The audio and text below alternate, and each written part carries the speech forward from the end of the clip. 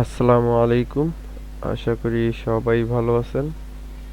গত পর্বে data type নিয়ে আলোচনা করছি tutorialspoint.com থেকে .com/java।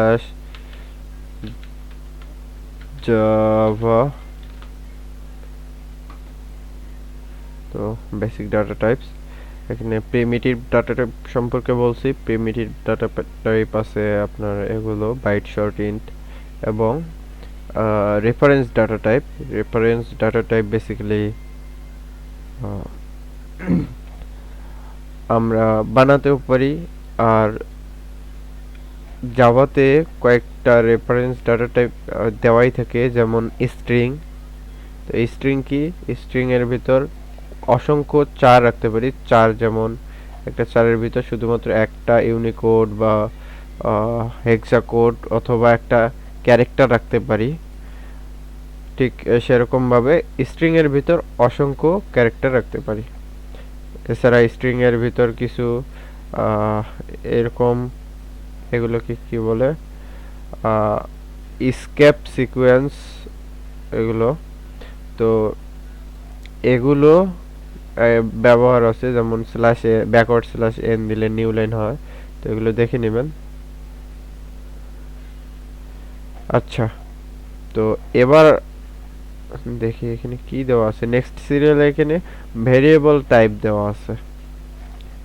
আচ্ছা, তো ভিএস কোডটা ওপেন করি।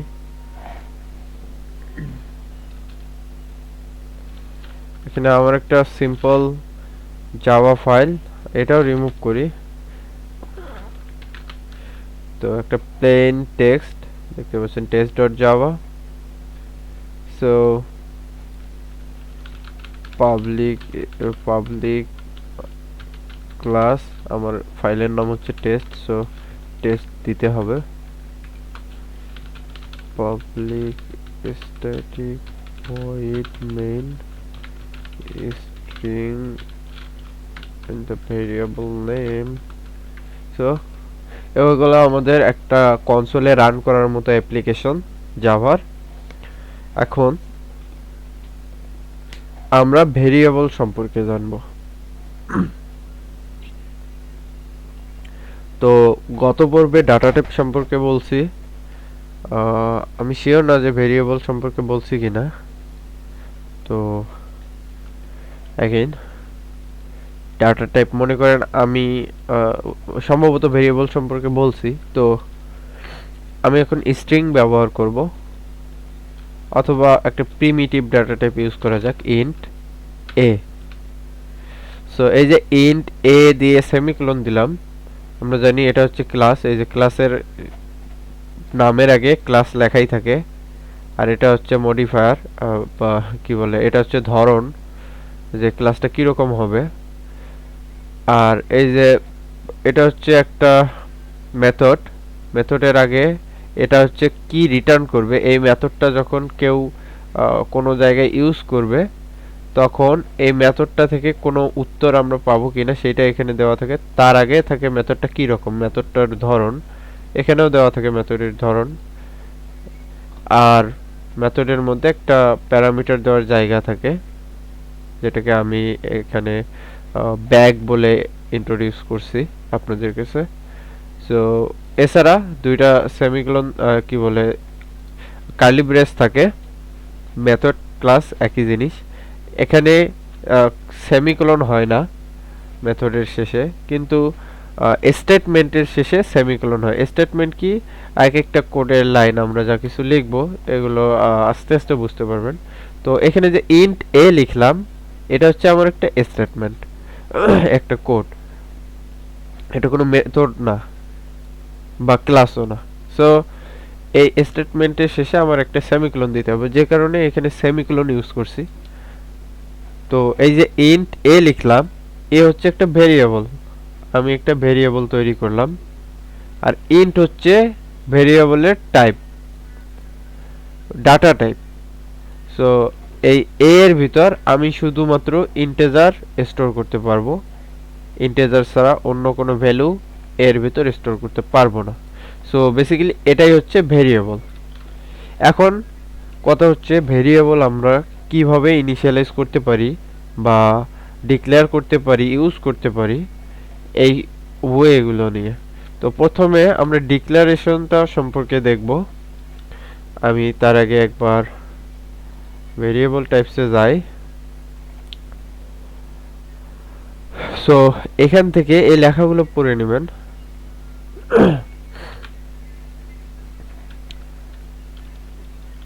ইন্ট এ একটা স্টেটমেন্ট তৈরি করলাম, শেষে কমা দিলাম।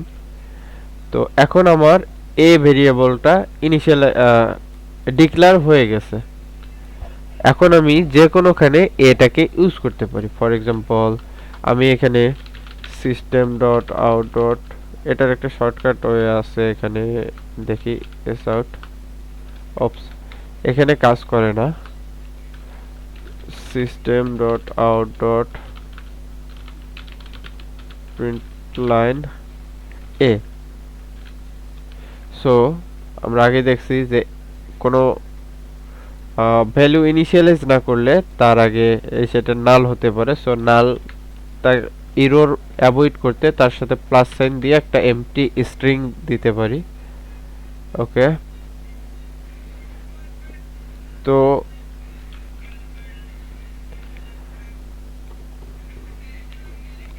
আরেকটা জিনিস বলা হয় নাই, ইন্টিজারকে আমরা কখনো নাল রাখতে পারবো না। দেখেন এই প্লাস সাইন দেওয়ার পর এটা তারপরেও এরর শো করতেছে।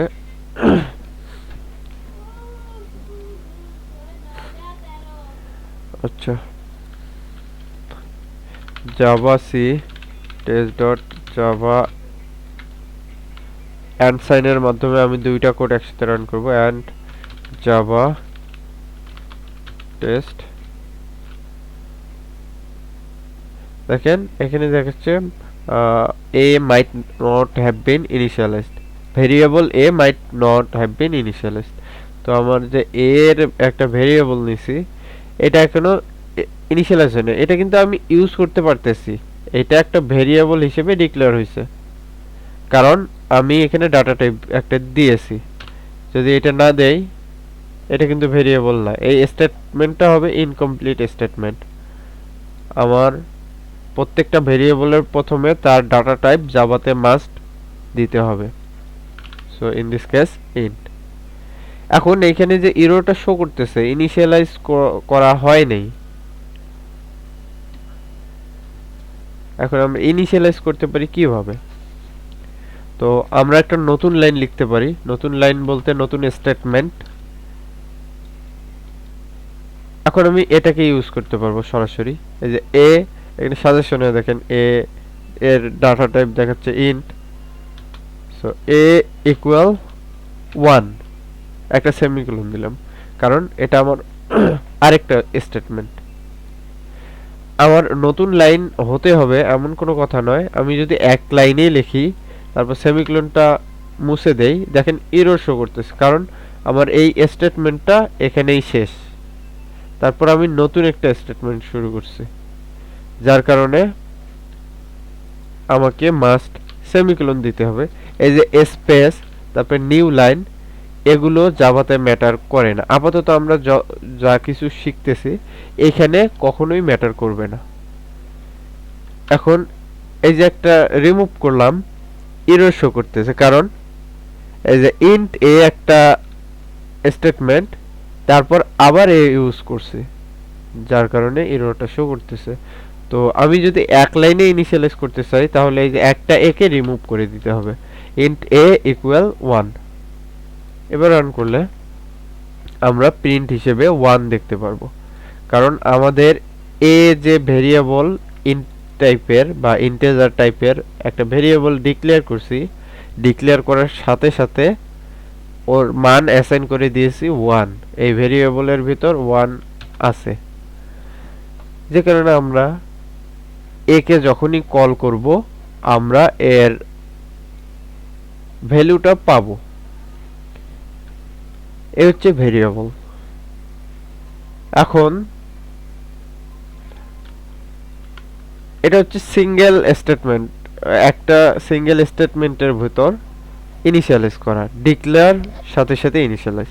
এখন আমাদের যদি এমন প্রয়োজন হয় যে আমরা এখানে শুধুমাত্র ডিক্লেয়ার করব এবং পরবর্তী কোনো এক সময় ইনিশিয়ালাইজ করব, তখন এভাবে আমরা ইনিশিয়ালাইজ করতে পারি। আমি 2 দিলাম মান, এবার রান করি,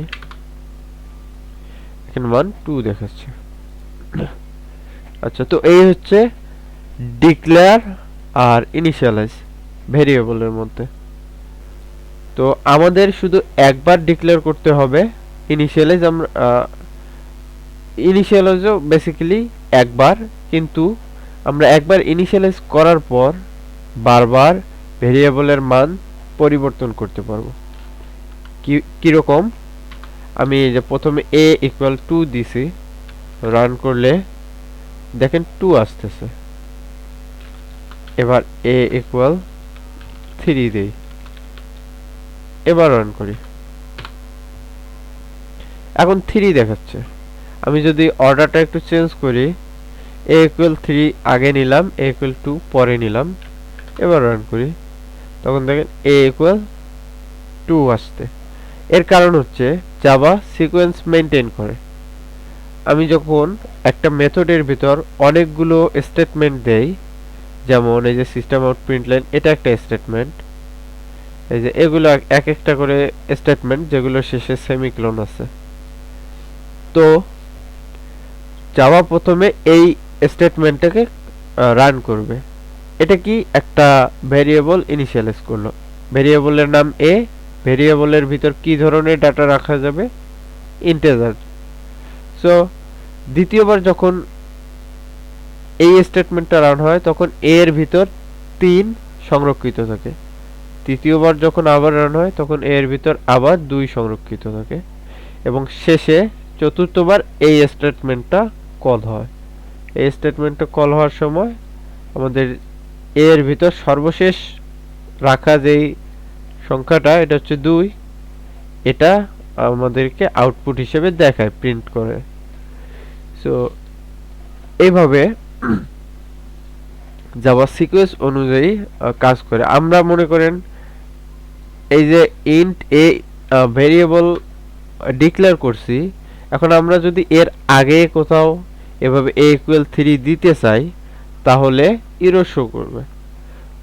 কিরকম এরর, এটা এখানে দেখাচ্ছে a cannot be resolved to a variable, কারণ a যে একটা ভেরিয়েবল, আমাদের জাভা কোড আগে কখনোই সেটা জানে না।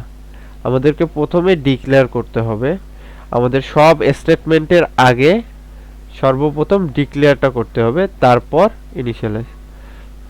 তো এই যে এখন প্রথমে ডিক্লেয়ার করলো, জাভা যখন প্রোগ্রামটা রান হবে প্রথমে ডিক্লেয়ার করে নেবে, পরের বার অ্যাসাইন ইনিশিয়ালাইজ করবে।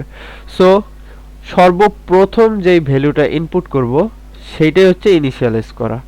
আমরা এই ইনিশিয়ালাইজটা এখানেও ডিরেক্টলি করতে পারি। এই যে a ইকুয়াল 8 দিলাম, এটা তেমন কোনো বিশেষ পার্থক্য হবে না। যদি রান করি তো 8 প্রিন্ট করতেছে, এবং যদি আনডু করি তারপর আবার রান করি, দেখেন 2 দেখাচ্ছে, কারণ যখন ইনিশিয়ালাইজ করছি করার পর আবার ভ্যালুটাকে চেঞ্জ করছি। তো জাভাতে মূলত এইভাবেই ভেরিয়েবল ইউজ হয়। এখন ভেরিয়েবল ডিক্লেয়ার আর ইনিশিয়ালাইজ তো অবশ্যই বুঝতে পারছেন, সর্বপ্রথম যেই ভ্যালুটা অ্যাসাইন করব ওইটাকে ইনিশিয়ালাইজ বলে। তো ইনিশিয়ালাইজ আর ডিক্লারেশন কয়েকটা ভাবে করা যায়, সেগুলোর মধ্যে মনে করেন আমি একটা ইন্টিজার নেব, ইন্ট a ইনিশিয়াল ডিক্লেয়ার করলাম, তারপর একটা স্ট্রিং বা বাইট নেব, বাইট b, আর মনে করেন ফ্লোট নিব, ফ্লোট f। তো আমার এখানে তিনটা ভেরিয়েবল ইনিশিয়াল ডিক্লেয়ার করলাম, তিনটা ভেরিয়েবলের ডাটা টাইপ 3 প্রকার, অর্থাৎ তিনটা ভেরিয়েবলের ভিতর 3 প্রকার ডাটা আমরা রাখতে পারবো, একটাও ইনিশিয়ালাইজ করা হয়নি। তো আমরা চাইলে নিচে কোথাও পরবর্তী স্টেটমেন্টগুলোতে ইনিশিয়ালাইজ করতে পারি, যেমন a equal to 1, b equal to byte ধরেন 7, b এর লিমিট তো জানি -128 থেকে 127 পর্যন্ত।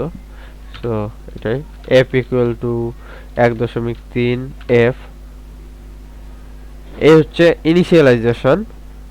এবং পরবর্তীতে আমরা যদি চাই আবারও এইখানে অন্য ভ্যালু স্টোর করতে পারবো। আচ্ছা, এখন আমরা জানি এখানেও আমরা ইনিশিয়ালাইজ করতে পারবো এরকম ভাবে। আমাদের যে ভেরিয়েবলটা আছে তারপর ইকুয়াল সাইন দিয়ে অ্যাসাইন করতে হয় একটা ভ্যালু ওই ভেরিয়েবলের মধ্যে। তো এখানে আমাদের 3 প্রকার ডাটা টাইপের 3টা ভেরিয়েবল আছে, কিন্তু আমি যদি 3টাই ইন্টিজার টাইপের ভেরিয়েবল নেই, তিনটা ইন্টিজার ভেরিয়েবল নিলাম, একটা হচ্ছে a, একটা হচ্ছে b, একটা হচ্ছে f, অর্থাৎ এই 3টা ভেরিয়েবলের ভিতর আমি শুধুমাত্র ইন্টিজার রাখতে পারবো, ইন্ট অর্থাৎ নাম্বার রাখতে পারবো। সো আমি এই কাজটা এইভাবে না করে এভাবেও করতে পারি। এক লাইনে যেহেতু সব 3টা ভেরিয়েবলে এক ধরনের ডাটা টাইপ ব্যবহার হবে, সংরক্ষিত হবে, সো আমি একটা কমা দিয়ে তাদেরকে ইনক্লুড করতে পারি একটা মাত্র সিঙ্গেল স্টেটমেন্টে, a b f। সো যখন এক লাইনে 3টাই লিখলাম একটা করে কমা দিয়ে, এই স্পেসগুলো না দিলেও চলবে। তো আশা করি এতক্ষণ বুঝতে পারছেন স্পেসগুলো জাভাতে ম্যাটার করে না, এগুলো দেই জাস্ট বুঝতে যাতে সুবিধা হয় অথবা দেখতে একটু ভালো দেখায়, এই কারণে ইজি বিজি যাতে না মনে হয়। তো একই ধরনের ডাটা টাইপের কয়েকটা ভেরিয়েবল আমরা যদি ডিক্লেয়ার করতে চাই তাহলে আমরা কমার মাধ্যমে একটা স্টেটমেন্টেই সবগুলো ডিক্লেয়ার করতে পারি। আমরা জানি স্টেটমেন্ট ক্লোজ হয় সেমিকোলন দিয়ে, কিন্তু এখানে শুধুমাত্র একটা সেমিকোলন, অর্থাৎ স্টেটমেন্ট ক্লোজ হয়েছে এইখানে। তো এবার আসি আমরা দেখি যে অন্যখানে ইউজ করতে পারি কিনা। a equal 1, b equal 2, f equal 3। তো এই যে 3টা ভেরিয়েবলে 3টা ডিফারেন্ট ভ্যালু অ্যাসাইন করলাম। তো আমি একসাথে 3টাই প্রিন্ট করব, এরপর একটা ফাঁকা, তারপর b, তারপর প্লাস একটা স্পেস, তারপর f। এই যে 3টা ভ্যালু আমি প্রিন্ট করলাম। এবার দেখব যে আউটপুট কি আসে। আউটপুট আসতেছে 1 2 3, অর্থাৎ আমাদের ডিক্লারেশনটা সঠিকভাবে হয়েছে। কারণ আমরা জানি যদি কখনো আমাদের একটা ভেরিয়েবল ডিক্লেয়ার করা না হয় তখন আমরা সেটার মধ্যে কোনো কিছু রাখতে পারবো না। কারণ মনে করেন আপনাকে বলা হচ্ছে যে একটা হাঁড়িতে চাল রাখেন, এখন আপনার কাছে হাঁড়ি নাই, আপনি চাল রাখতে পারবেন না। ঠিক সেই রকম ভাবে আপনার ভেরিয়েবলগুলো এরকম ভাবে কাজ করে। আচ্ছা, তো আমরা এইখানে যদি সিঙ্গেল স্টেটমেন্টে ইনিশিয়ালাইজ করতে চাই, অর্থাৎ প্রথম ইনিশিয়ালি যে কোনো একটা ভ্যালু রাখতে চাই, সেটা কিভাবে করব? এটাও একই জিনিস, সেম জিনিস। এখানে a equal 1, b equal 2, f equal 3। এবার যদি প্রিন্ট করি আমরা সেম ভ্যালু দেখতে পারবো, কারণ আমরা বাই ডিফল্ট ইনিশিয়ালাইজ করে দিয়েছি। এটা আমাদের একটা সিঙ্গেল স্টেটমেন্টে। তো এ হচ্ছে ভেরিয়েবল ডিক্লেয়ার করার ওয়ে। এবার আমি স্ট্রিং নিয়ে দেখাই আরেকবার।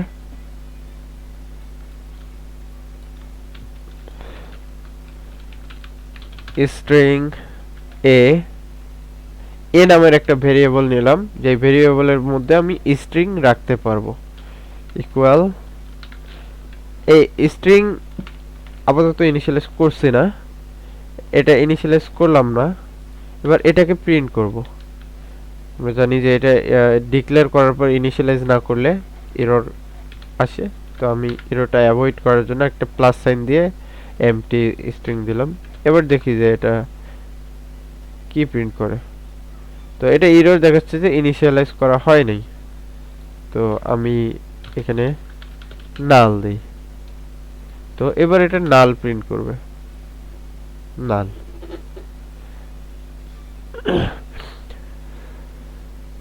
তো আমি এই সিঙ্গেল স্টেটমেন্টের মধ্যে স্ট্রিং এটাকে ইনিশিয়ালাইজ করব একটা, ধরেন হেক্সাডেসিমাল কোড দিয়ে। হেক্সাডেসিমাল কোড আপনারা জানেন যে 1 থেকে এটা সম্ভবত 7 কি 8 পর্যন্ত, 0 থেকে। তো আমি এই 0 থেকে 7 এর ভেতর তিনটা সংখ্যা ইউজ করব।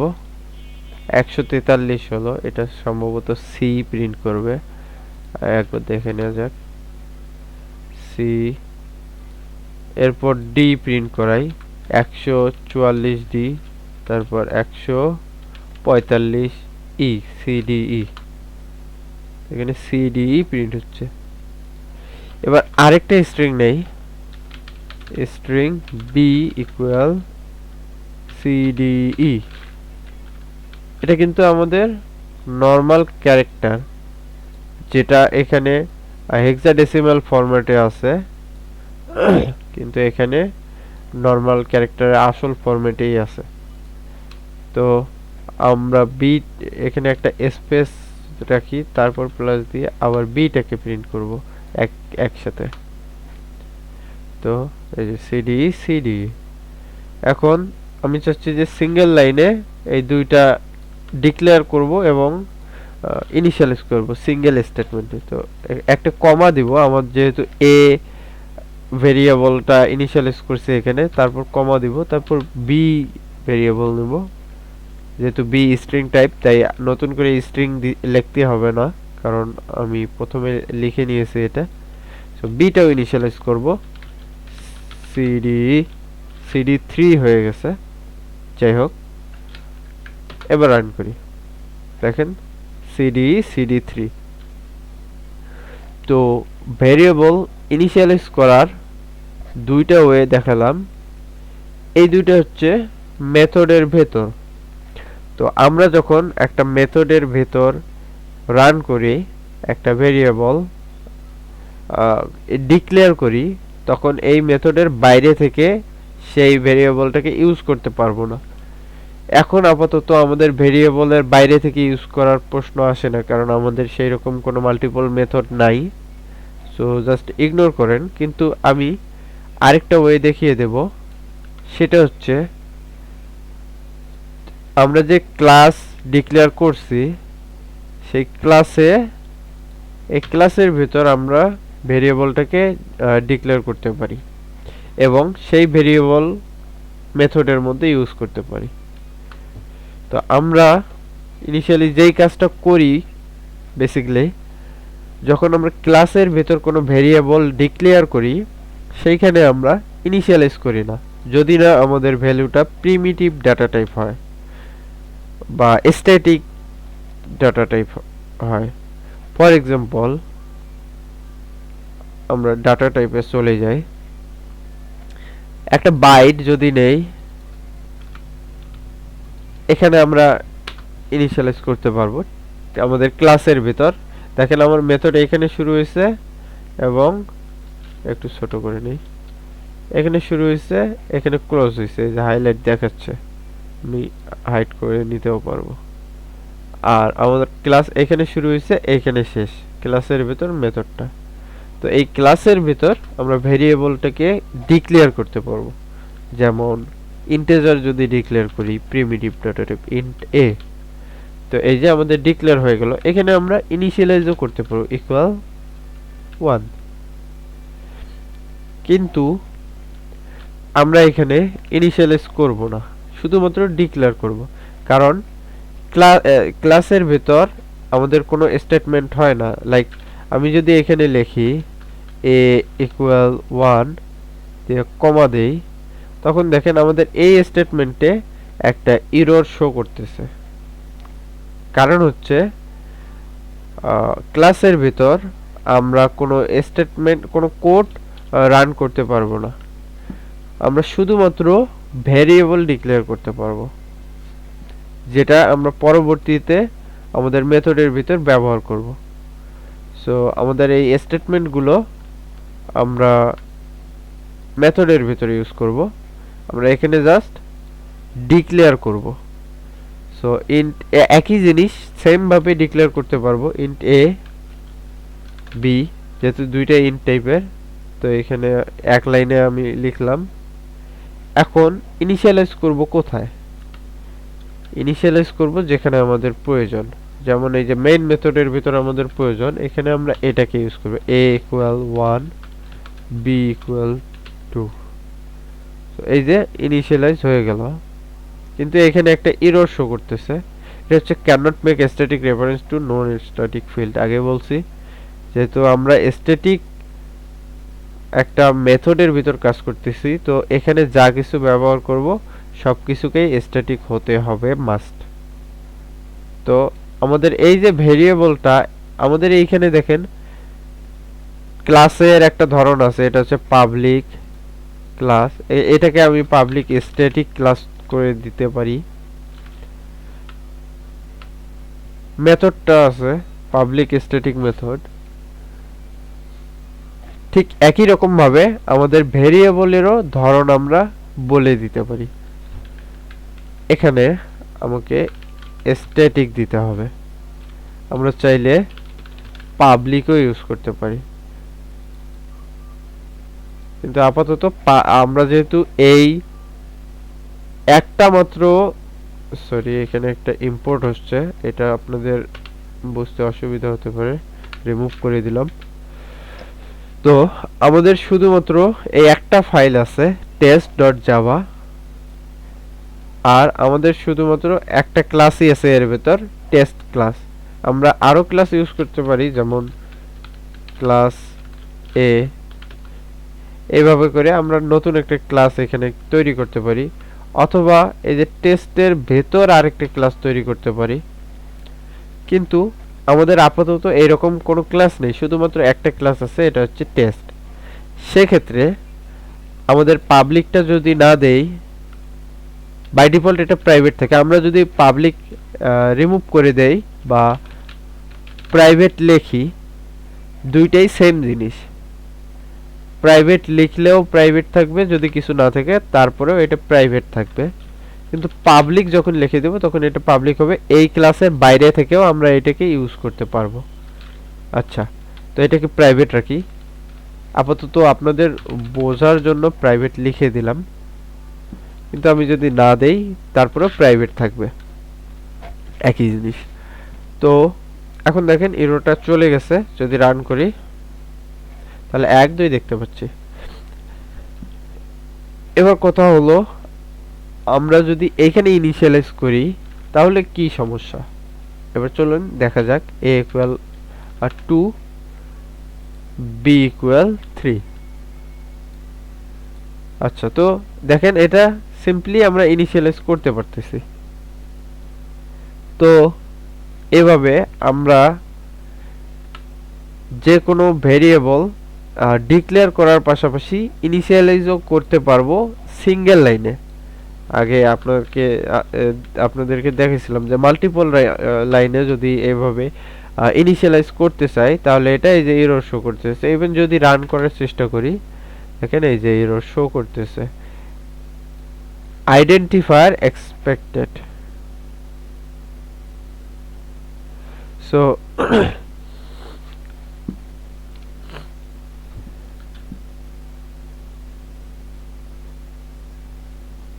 এখানে একটা আইডেন্টিফায়ার দিতে হবে, ধরেন প্রাইভেট। এই যে আইডেন্টিফায়ারটা দিলাম, দেওয়ার পর দেখেন এখানে এরর শো করতেছে যে এটা নিচে এটা কি, আসলে এটা কি কোনো ভেরিয়েবল নাকি কোনো মেথড নাকি অন্য কিছু। সো ভেরিয়েবল হলে ভেরিয়েবলের ডাটা টাইপটা কি, ধরেন স্ট্রিং ডাটা টাইপ। তো এটা আবারও এরর শো করতেছে, কারণ duplicate field test dot A, কারণ টেস্টের ভিতর এ নামের আরেকটা ভেরিয়েবল আমি অলরেডি ডিফাইন করছি। সো দেখা যাচ্ছে যে আমরা কোনো স্টেটমেন্ট রান করতে পারবো না আমাদের মডিফায়ার ছাড়া, আর কি ধরন ছাড়া। আচ্ছা, তো যেহেতু আমরা মাল্টিপল স্টেটমেন্ট রান করতে পারবো না ক্লাসের ভেতর, মেথডের ভেতর ছাড়া, সেহেতু আমরা যদি এমন কোনো মেথড ইউজ করা হয় এখানে, যেখানে মাল্টিপল ট্রানজ্যাকশন আছে, sorry not transaction, multiple statement আছে, অনেকগুলো লাইন আছে কোডের, সেই রকম আমাদের ডাটা টাইপের ভেরিয়েবলগুলো এখানে ইনিশিয়ালাইজ করতে পারবো না। বাই ডিফল্ট আমাদের যে স্ট্যাটিক যে ডাটা টাইপগুলো আছে সেগুলো ইনিশিয়ালাইজ করতে পারবো। এখানে ইন যেমন আছে, আমরা পাশাপাশি স্ট্রিং এস ইকুয়াল এখানে স্ট্যাটিক ইনিশিয়ালাইজ করতে পারবো। এখানে আমার কিন্তু আর কোনো স্টেটমেন্ট হচ্ছে না, যেমন এখানে আর কোনো সেমিকোলন নেই, শুধুমাত্র একটা সেমিকোলন। তো এটাও এরর শো করতেছে, বুঝতেছি না কেন। একবার এসটাকে প্রিন্ট করে দেখি।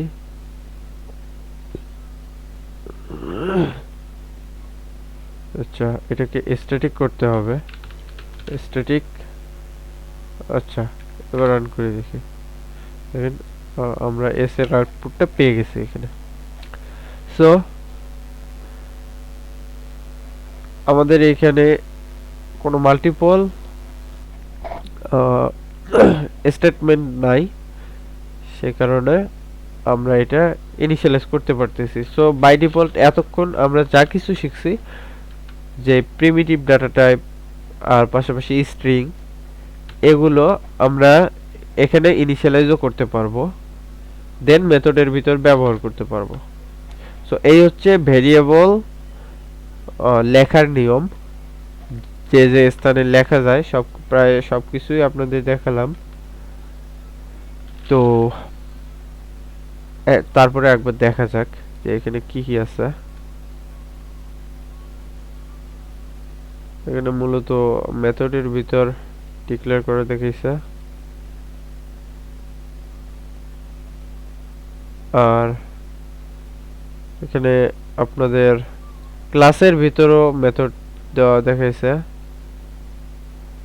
পাশাপাশি এটা কিছু কোডও রান করে দেখাইছে। তো আমি যা কিছু বললাম এতটুকুই আপনার ভেরিয়েবল ইনিশিয়ালাইজ বা ডিক্লেয়ার করার জন্য আপনাদের জন্য যথেষ্ট হবে ইনশাআল্লাহ। তো সবাইকে ধন্যবাদ ভিডিওটা দেখার জন্য। খোদা হাফেজ।